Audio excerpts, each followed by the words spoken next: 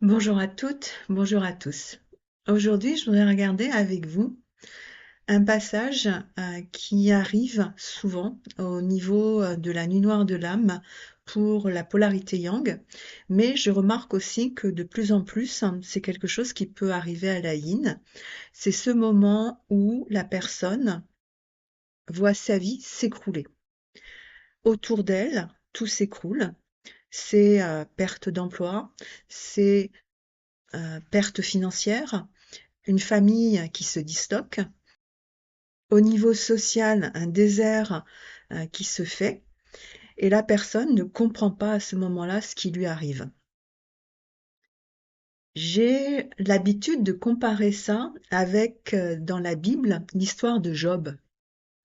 Cet homme sage qui est reconnu, qui, au sein de sa communauté, est considéré comme celui que l'on va voir quand les choses sont compliquées, qui va trancher, qui va donner son avis, des conseils, un peu un juge de paix, et qui a une femme, qui a des enfants, qui a un bon train de vie, à qui il ne manque rien.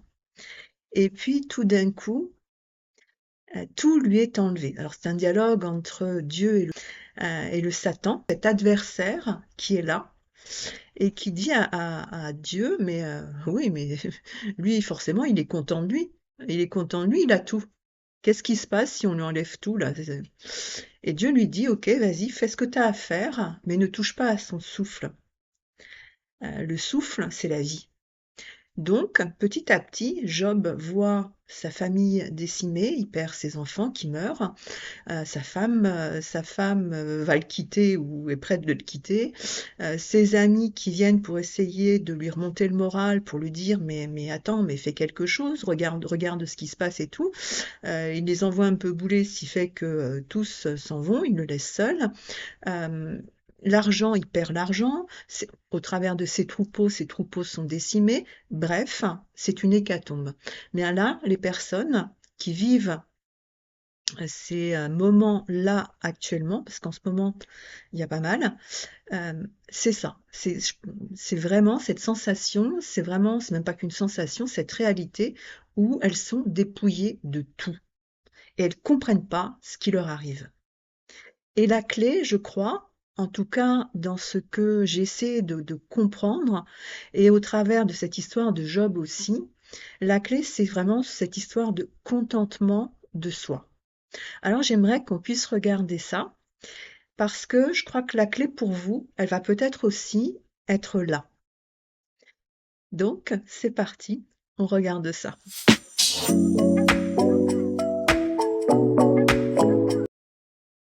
Alors, comme je le disais, on trouve ça au niveau de la nuit noire de l'âme pour la polarité yang. Je vais en retoucher deux, trois mots justement par rapport à cette histoire de contentement de soi. C'est-à-dire que là, c'est comme si finalement la polarité yang, elle avait son curseur qui était poussé à l'extrême.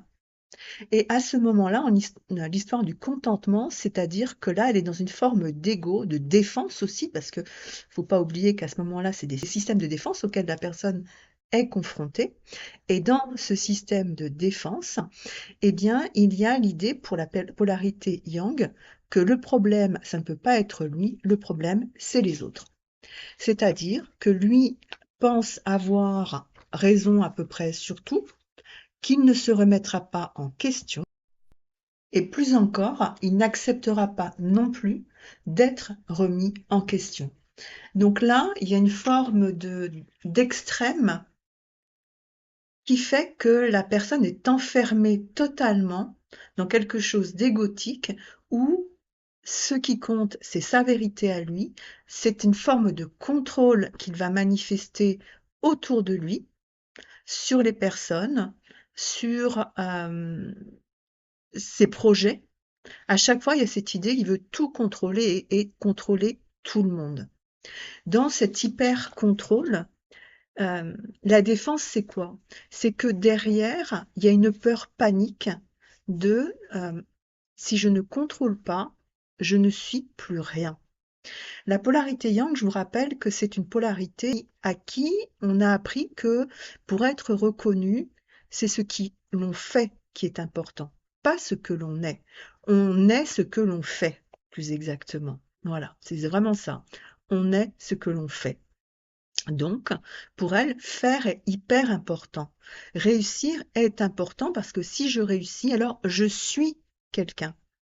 Je suis reconnue. Si je fais de bonnes études, si j'ai un bon salaire, alors ça veut dire que j'ai réussi. Donc, je suis quelqu'un. C'est ça la problématique, c'est que l'existence être est confondue avec avoir. J'ai, donc je suis. Et dans cet hyper-contrôle qu'elle met en place, petit à petit, elle est en train de refermer sur elle un piège, puisque à un moment donné, quand le contrôle est au maximum, eh bien à ce moment-là, tout s'écroule. Pourquoi? Parce que financièrement parlant, elle va tomber dans des excès à vouloir dépenser pour montrer absolument qui elle est. Ça peut être aussi que, à un moment donné, ben, à force de contrôler, par exemple, si c'est un PDG, de vouloir contrôler ses salariés, eh bien, ceux-ci vont finir par la mettre au prud'homme et puis, bah, c'est la boîte complètement qui va s'écrouler parce que s'il y a des indemnités énormes à payer, ce sera au détriment de la boîte, par exemple. Donc, il peut perdre ça. Il peut perdre aussi, s'il est salarié, il va perdre son poste parce qu'à force de vouloir contrôler tout le monde, bah, finalement, tout le monde va se retourner contre lui. Dans sa cellule familiale, les personnes ne vont plus supporter non plus cet hyper-contrôle que la personne va mettre en place. Et à ce moment-là, le conjoint ou la conjointe de la personne va dire, moi c'est fini, j'arrête là, on divorce. Les conflits sont permanents avec cette personne quand elle a son curseur justement à ce point-là. C'est-à-dire qu'avec ses enfants, elle est odieuse parce qu'elle a des exigences mais phénoménales. Avec ses amis, c'est exactement la même chose. Elle peut être dans un hyper contrôle où elle ne va pas supporter que l'autre ne fasse pas ce qu'elle lui demande ou ait des idées qui lui soient propres et qu'elle agisse sans lui en faire part avant. Et la personne ne comprend pas que c'est elle-même qui a tissé ce piège autour d'elle, que cet hyper contrôle, que cette nécessité pour lui d'être reconnu, d'être respecté, veut dire, ouais, pour ça, eh bien, c'est j'écrase l'autre pour que on me reconnaisse comme étant le chef. Vous voyez, c'est un peu particulier et je vous invite à lire. Il y a un bouquin qui est assez drôle à ce niveau-là, qui est sympa à lire. C'est pas très épais en plus. C'est le bouquin de Raphaël Giordano, Le jour où les lions mangeront de la salade verte. C'est vraiment, c'est très drôle, mais en même temps, au niveau du process dont je suis en train de vous parler, eh bien là, vous allez retrouver le héros qui est dans cette posture de c'est moi qui sais, c'est moi qui manage, je sais ce que je fais, les autres, vous avez intérêt à suivre parce que c'est tout ce que je vous demande, et surtout, vous n'êtes pas me remettre en question. Et il ne se rend pas compte à quel point il peut être odieux par moment, notamment avec sa secrétaire, et à un moment donné, ils inversent ses rôles. C'est très amusant à regarder parce que là, il prend conscience de mais comment elle me parle mais elle lui dit, mais c'est comme ça que vous me parlez tous les jours, monsieur. Donc voilà, il y a des prises de conscience qui se font à ce moment-là sur comment il se positionne vis-à-vis des autres. Et là, notre polarité yang, quand elle est dans sa nuit noire de l'âme, eh bien, c'est ce qui va l'amener justement à prendre conscience de comment elle se positionne par rapport aux autres et que l'être doit être privilégié sur l'avoir. Et être n'empêche pas d'avoir. Mais quand on doit avoir pour pouvoir être, là, on est juste à l'envers.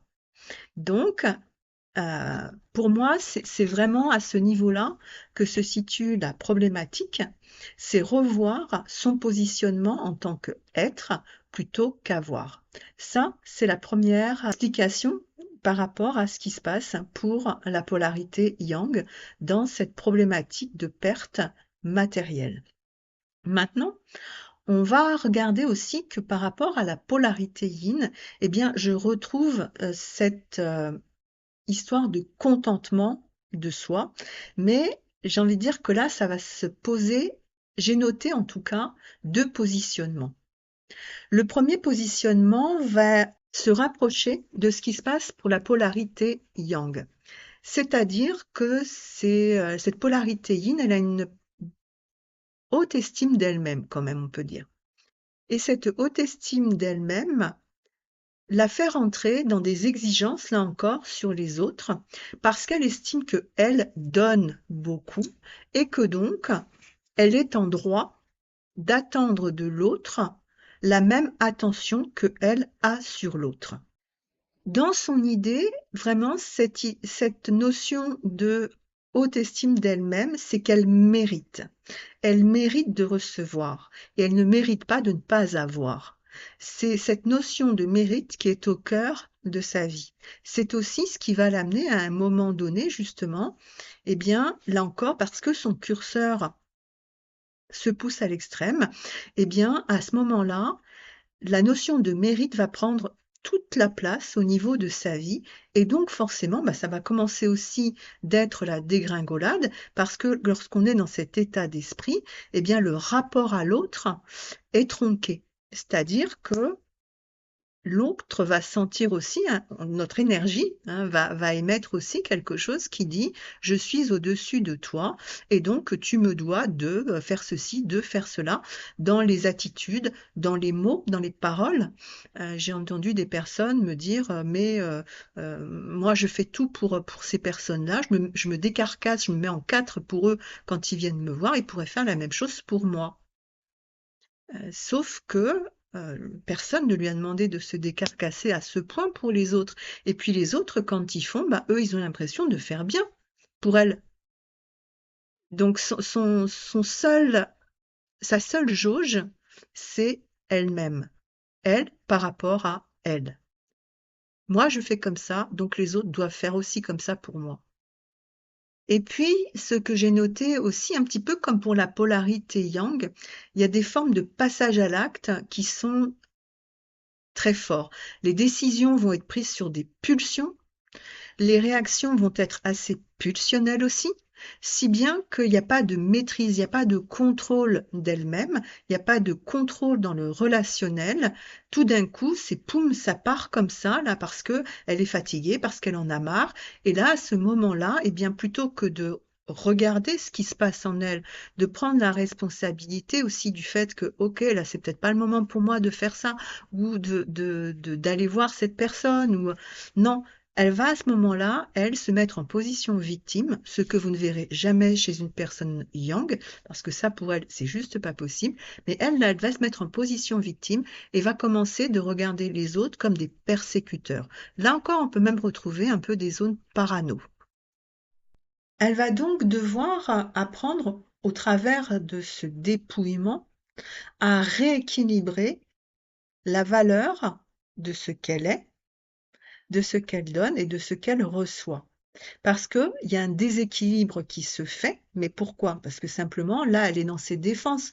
Au niveau de l'ego, il y a quelque chose qui la ramène à quand elle était enfant, où finalement, ce qu'elle était n'était jamais valorisé. On lui renvoyait de toute manière systématiquement que elle n'était pas suffisamment, qu'elle aurait pu faire plus. Voilà, on attend des choses d'elle et elle ne le fait pas. Là, pour le coup, on est dans le faire pour elle. C'est comme si ce qu'elle faisait n'était jamais suffisant. Mais c'est jamais suffisant à ses yeux. Et elle, simplement, elle le transfère sur la personne qui est en face d'elle, où elle lui dit à ce moment-là, oui, de toute façon, ce que je fais n'est jamais suffisant pour toi. Mais elle a appris ça très petite et finalement, elle en a fait, sans même s'en rendre compte, eh bien, une sorte de vérité intérieure où d'elle-même, elle va se juger comme n'étant pas suffisante, comme ne faisant pas suffisamment. D'ailleurs, à ce moment-là, bien souvent, elles se mettent à faire énormément de choses en se disant, mais donc c'est pas moi le problème puisque je fais, je fais, je fais, je fais. Oui, mais là, c'est pas faire qui est important, c'est de rétablir l'équilibre entre ce que je fais pour moi, ce que je fais pour les autres. Parce que là, elle est dans une forme de déséquilibre aussi, où elle fait beaucoup pour les autres et donc attend beaucoup des autres. Et comme elle n'a pas suffisamment, à ce moment-là, elle rentre dans des exigences. Mais derrière, il y a quoi? Il y a quelqu'un qui ne se donne pas suffisamment, qui ne se priorise pas suffisamment, qui oublie de regarder avant de prendre les décisions, qu'est-ce que à elle ça lui fait, qu'est-ce que ça va engager pour elle. Donc ça, c'est la première façon de regarder par rapport à ce qui se passe donc pour ces polarités yin qui sont dans ce cas-là. On va regarder maintenant un deuxième cas par rapport aux polarités yin. Dans le deuxième cas, la polarité yin, elle, est aussi dans une forme de jugement sur les autres et à nouveau qui sont miroirs par rapport au propre jugement qu'elle peut avoir sur elle. Dans le jugement qu'elle a sur les autres, il ressort que les autres sont là pour lui donner sa valeur. C'est-à-dire, elle va être dans un comparatif systématique sur les autres pour pouvoir se dire « Ah ben moi je suis mieux ». Alors ça, elle va pas l'annoncer comme ça aux personnes. Ça, c'est un dialogue qui est en interne. Et c'est pour ça que c'est encore plus subtil parce que la personne, elle n'en a pas forcément la conscience. C'est elle-même dans un dialogue interne qui va rentrer dans une forme d'évaluation constante de ce qui se passe avec les autres pour qu'elle puisse se dire « Ah ben là, moi, je suis mieux ». Donc il y a un jugement aussi perpétuel. Enfin, quand je dis perpétuel, il ne faut pas oublier non plus qu'on est à nouveau là dans un curseur qui est très poussé. Néanmoins, ça peut-être un peu moins. Je vous invite à regarder pour vous, par exemple, où vous en êtes de ça. Comment vous vous situez par rapport aux autres? Quel est le dialogue interne que vous pouvez avoir à ce moment-là par rapport aux autres? Parce que ce qui se passe, c'est que là, elle, en étant en train de dénigrer l'autre, elle ne se rend pas compte que c'est elle aussi, à ce moment-là, qu'elle dénigre. En cassant du sucre sur le dos des autres, c'est sur elle-même qu'elle casse du sucre. Parce que derrière, eh bien, il y a une vision d'elle-même qui est extrêmement négative, extrêmement péjorative, et en le mettant sur les autres, elle ne se rend pas compte qu'à ce moment-là, elle est juste en train d'éclairer chez elle cette partie qui est dévalorisée, qu'elle dévalorise systématiquement parce que quand elle était plus jeune, mais forcément on l'a beaucoup dévalorisée, il y a eu beaucoup de jugements sur elle et que finalement ce jugement perpétuel qu'on avait sur elle, eh bien l'a amenée à prendre aussi cette défense-là, à prendre aussi ce mode opératoire dans le relationnel avec les autres. Enfin, je vais regarder avec vous une autre manière de regarder cette histoire de contentement de soi, et là qui va être commun, qui peut être commun autant à la polarité yin qu'à la polarité yang, c'est ce qu'on appelle l'ego spirituel. L'ego spirituel, c'est la personne qui se croit investie, qui se sent investie d'une mission divine et dont le but est de pouvoir se placer comme la personne qui a la vérité vraie. C'est-à-dire qu'en termes de spiritualité, elle va se servir de la spiritualité pour donner aux autres des directions qui sont pour elle vraies, mais qu'elle ne regarde pas comme étant finalement peut-être vraies pour elle, mais est-ce que ça veut dire que c'est vrai pour tout le monde? À nouveau, vous voyez, le curseur, à nouveau, là, il est poussé au maximum. Parce que bien sûr, on a tous des concepts, mais quand du concept, on en vient à une espèce de vérité qui fait qu'on rentre dans une exigence sur l'autre, on se rend compte qu'à ce moment-là, il y a quelque chose qui est de l'ordre aussi d'un jugement sur l'autre. Et ce jugement, à nouveau, il est miroir sur le jugement que la personne a sur elle-même, qu'elle ne voit pas parce qu'elle est en zone aveugle et que dans ce jugement et dans ces exigences, eh bien, se retrouvent très certainement, là encore, les exigences que les parents autour d'elle ou les personnes autour d'elle ont eues sur elle dans son enfance. Et que ce système-là, même si elle a pu le remettre en question à certains moments, il n'empêche que ce système a été suffisamment avalé pour que la personne, même sans s'en rendre compte, eh bien, les fait siens. Et à ce moment-là, elle ne se rend pas compte non plus à quel point elle est dans les exigences sur les autres, à quel point elle est dans le contrôle spirituel sur les autres. Voilà. Alors j'espère que ça peut vous aider, que ça va pouvoir vous donner peut-être aussi des petites indications sur ce que vous avez à regarder par rapport à cette histoire de contentement de soi et de regarder comment tout ça, ça peut se placer dans votre vie? Comment peut-être aujourd'hui, si vraiment vous avez le curseur qui est très, très mis, dans le rouge, eh bien, comment vous en êtes arrivé là? Et je vous invite à le regarder peut-être par ce prisme. Quand on est sur ce chemin d'éveil spirituel, eh bien, on va émettre ce qu'il faut aussi au niveau énergétique pour que la vie nous mette en face les réalités de ce que l'on ne voit pas. Et ça, je crois que là, ça fait partie vraiment des réalités. Alors, si vous, vous avez d'autres idées, parce que moi, c'est ce que je note, et si vous, vous avez d'autres idées, je suis tout à fait ouverte pour que vous nous en fassiez part, parce que c'est des moments qui sont tellement compliqués que je crois que tout éclairage nouveau, tout éclairage peut amener en tout cas la personne à mieux comprendre ce qui est en train de lui arriver. Sur ce, je vous dis à bientôt.